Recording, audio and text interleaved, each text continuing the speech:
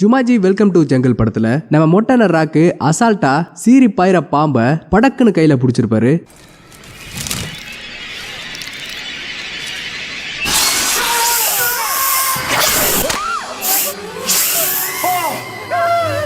இது சிஜிஐன்னு நமக்கு தெரியும். அண்ட் இந்த கதை கேம்குள்ள நடக்கிறனால எது வேணா பாசிபிள் தான். ஆனா ரியல் லைஃப்ல இப்படி ஒரு விஷயத்தை செய்ய முடியுமான்னு கேட்டீங்கன்னா கண்டிப்பா முடியாது. ஏன்னா ஒரு பாம்போட ரியாக்ஷன் டைம் 44 மில்லி செகண்ட்ல இருந்து 70 மில்லி செகண்ட்குள்ள நடக்கும். ஆனா அதுவே ஒரு ஹியூமனோட reaction time 150 to 300 millisecond. So அதனால அந்த அளவுக்கு ஃபாஸ்டா ரியாக்ட் ஆகக்கூடிய அந்த பாம்பை ஒரு மனுஷன் கேட்ச் பண்றது அப்படிங்கிறது இம்பாசிபிளான விஷயம். ஆனா பூனை கீரிலாம் பாம்பு கிட்ட நல்லா சண்டை போடும்ல, அதுக்கான காரணம் என்னன்னா பூனைக்கும் கீரிக்கும் ரியாக்ஷன் டைம் பாம்பை விட அதிகமா இருக்கும். பூனையோட ரியாக்ஷன் டைம் 20 மில்லி செகண்ட்ல இருந்து 70 மில்லி செகண்ட். அண்ட் ஒரு கீரியோட ரியாக்ஷன் டைம் ரொம்பவே அதிகம், 15ல இருந்து 30 மில்லி செகண்ட். ஸோ ஒரு ஹியூமனோட ரியாக்ஷன் டைம் ஒரு பாம்போட ரியாக்ஷன் டைமை விட ரொம்ப கம்மியா இருக்கனால ஸ்னேக் எக்ஸ்பர்ட்ஸ் கூட வெறும் கைகளில் ஸ்னேக்ஸை ஹேண்டில் பண்ண மாட்டாங்க, கிளவ் போட்டு ஹேண்டில் பண்ணுவாங்க. அப்படி இல்லைன்னா ஸ்னேக் டாங் அல்லது ஸ்னேக் ஹூக்கை பயன்படுத்தி தான் அந்த பாம்பை ஹேண்டிலே பண்ணுவாங்க. ஒருவேளை அந்த பாம்பை வெறும் கைகளால தான் பிடிச்சாகணும் அப்படிங்கிற ஒரு சுச்சுவேஷன் வரும்போது ஸ்னேக் எக்ஸ்பர்ட்ஸ் அந்த பாம்பை